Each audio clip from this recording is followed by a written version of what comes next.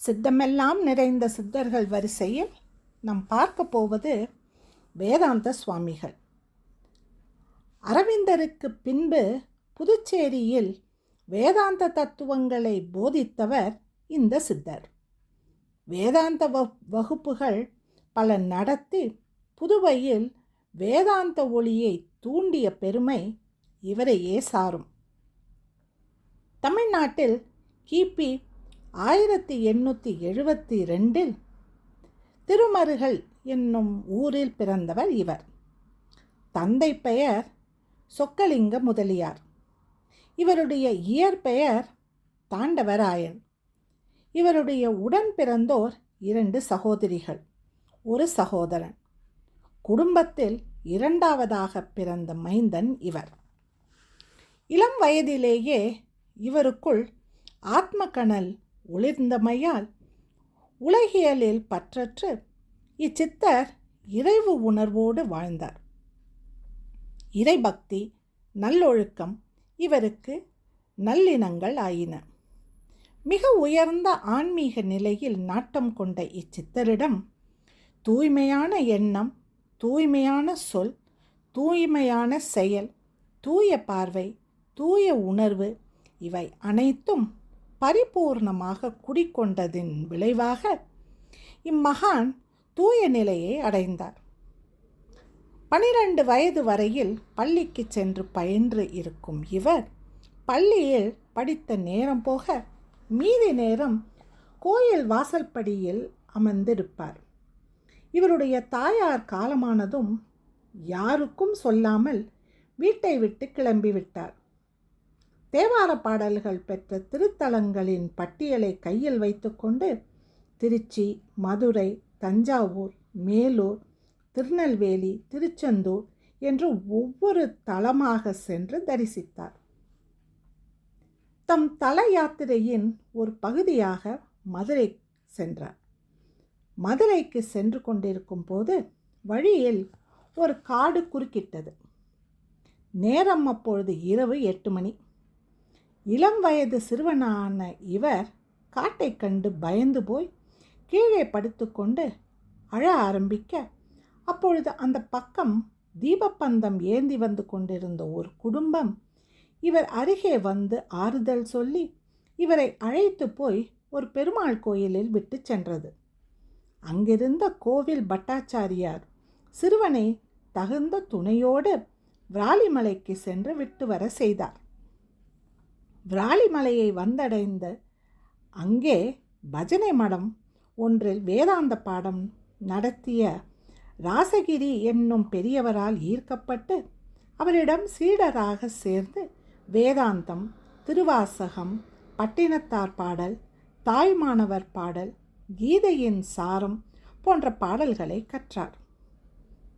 கால்நடையாகவே தமது யாத்திரையை தொடர்ந்து கொண்டிருந்தவர் சிதம்பரம் வந்து சேர்ந்து தில்லை பெருமானின் திவ்ய தரிசனத்தை கண்டார். அங்கே சிதம்பரம் மௌன சுவாமிகளை சந்தித்து ஆன்மீகம் பயின்று அவரது திருவாக்கால் வேலாயுதம் என்னும் பட்டத்தை பெற்றார். இவர் கோயிலில் உட்கார்ந்திருக்கும் நிலையை கண்டு அங்கிருக்கும் தீட்சதர்கள் இவரை தங்கள் இல்லத்திற்கு சாப்பிட அழைத்த போது மறுக்காமல் சென்று சாப்பிட்டார். அதிகாலை தம் பயணத்தை தொடர்ந்து திருவாவடுதுறை வெள்ளியம்பல தம்பிரானிடம் சைவ சித்தாந்த பாடல்களை கற்றார். ஒரு சமயம் தன் நண்பர்களுடன் குற்றாலம் சென்று கொண்டு இருக்கையில் சித்தர்பிரான் வழியில் தம் உடன் வந்தவர்களை பிரிந்து தனியே திசை மாறி வந்துவிட்டார். வழியில் இருந்த காட்டு வழியே சென்று கொண்டிருந்த பொழுது எதிரே வந்த ஒரு புலியை கண்டு சிறிதும் அஞ்சாமல் அதனை தம் சாந்த சக்தி மூலம் சாந்தப்படுத்த அப்புலி போய்விட்டது. இன்னொரு சமயம் அன்று ஆடி அமாவாசை தன் நண்பர்களுடன் ராமேஸ்வரத்திற்கு படகில் சென்று கொண்டிருந்த போது பெருங்காற்று வீசி அலைகள் கொந்தளித்து படகு நீரில் முழுகும் அபாய நிலை ஏற்பட உயிருக்கு அஞ்சி அலறிய பயணிகளை சங்கரா சங்கரா என்று ஜெபிக்கும்படி சொல்ல எல்லோரும் சித்தர் கூறியபடியே செய்ய சிறிது நேரத்திற்கெல்லாம் அடித்து வீசிய அந்த சூறைக்காற்று நின்று போய் அனைவரும் ஆபத்திலிருந்து அகன்றனர். அதன் பின்னர் சித்தர் பெருமான் சாங்கோட்டையில் உள்ள சைவ மடத்தில் ஸ்ரீ வெள்ளியம்பல தம்பிரானிடம் ஞான நூல்களை கற்று தம் யாத்திரையை தொடர்ந்தார். பிறவிப்பிணி நீங்கி முக்தி நிலை பெற 3 முறை காசி யாத்திரை சென்று வந்தார். தமது தல யாத்திரையின் இறுதி கட்டமான தாமிரபரணி ஆற்றங்கரையில் பாத யாத்திரை வந்தபோது விவேகானந்தரை சந்தித்தார். அச்சந்திப்பு இவரை இல்லற வாழ்க்கைக்கு திசை திருப்பியது. உறவினர்களின் வற்புறுத்தலின் பேரில் திருமருகல் சென்று தன் சகோதரியின் மகளை மணந்து கொண்டார். இல்லற ஞானியாக திகழ்ந்தார். சில காலம் இல்லற துறவியாக இருந்தவர் நாளடைவில் தம் இல்லற கடமைகளை நிறைவேற்றுவதற்காக வேண்டி புதுச்சேரியில் வாணிகம் செய்து பொருள் சம்பாதிக்கலாம் என்று எண்ணியவராய் புதுவைக்கு கிளம்பினார். அது அவருக்கு உண்டான ஞான அழைப்பு என்பதை அப்பொழுது அவர் உணரவில்லை. புதுச்சேரியில் நேரு வீதியில் கைலி வியாபாரம் ஆரம்பித்தார். எல்லோரும் இவரது கடையை சாமியார் கடை என்று அழைத்தார்கள். மக்களிடம் நியாயமான முறையில் வியாபாரம் செய்து வந்தார். புதுவையில் உள்ள வேளாளர் வீதி, சாரம் போன்ற இடங்களில் கொஞ்ச நாள் தங்கியிருந்து இல்லற வாழ்க்கையை தொடர்ந்தார். 2 ஆண் ஒரு பெண் குழந்தைக்கு தாயான பின்பு சித்தரின் மனைவி மரணமடைய நேரிட அவரது மரணத்திற்கு பின் முற்றிலுமாக தமது துறவு வாழ்க்கையை மேற்கொண்டு விட்டார். தினசரி வியாபாரம் முடித்த கையோடு செட்டி தெருவில் உள்ள பக்தர்களுக்கு வேதாந்த பாடம் சொல்லிக் கொடுத்தார். இவரது வேதாந்த சொற்பொழிவுகளை கேட்க பெருமளவில் மக்கள் கூட்டம் கூடியது. அனைவரும் இவரது திறமையையும் ஆற்றலையும் கண்டு வியந்து இவரை வேதாந்த சாமியார், வேதாந்த சுவாமிகள் என்றெல்லாம் அழைத்தனர். பலர் இவருக்கு சீடர்களாகவும் வாய்ப்பினை பெற்றனர். மிக பலருக்கு இவரது வேதாந்த சொற்பொழிவுகள் நன்மைகளை விளைவித்ததோடு அவர்களுக்கு ஆத்ம பலத்தையும் அளித்தது. இவருடைய வேதாந்த சொற்பொழிவுகள் புதுவை மாநகர் முழுவதும் பரவியது. இச்சித்தர் ஸ்ருங்கேரி சங்கராச்சாரியா சுவாமிகளை சந்தித்து பேசியதாக சிலர் கூறுவதும் உண்டு.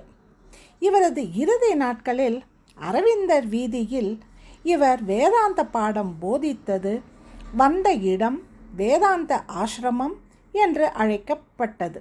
சித்தருக்கு உடல்நிலை பாதிக்கப்பட்டது. கண் பார்வை மங்கியது. 2 முறை இவருக்கு கண்களில் அறுவை சிகிச்சை நடந்தது. இருந்த போதிலும் இவரது வேதாந்த சொற்பொழிவை தொடர்ந்த வண்ணம் இருந்தார்.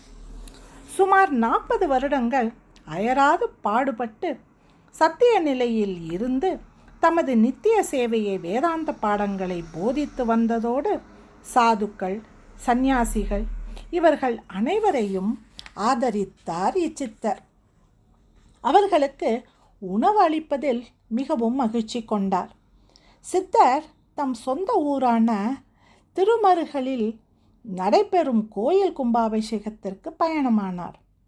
மாயவரம் சென்றதும் அவர் உடல்நிலை மிகவும் மோசமானது. மீண்டும் அவரை புதுச்சேரிக்கு அழைத்து வந்தனர். மீண்டும் அவருக்கு சிகிச்சை அளிக்கப்பட்டது. வந்த வேலை முடியும் தருணம் வந்தது சித்தருக்கு. சுபக்கிருது வருடம் புரட்டாசி திங்கள் முதல் நாள் 1962 செப்டம்பர் மாதம் 17ஆம் தேதி திங்கட்கிழமை பகல் 3 மணிக்கு சித்தர் பெருமான் பரிபூர்ண நிலை அடைந்தார்.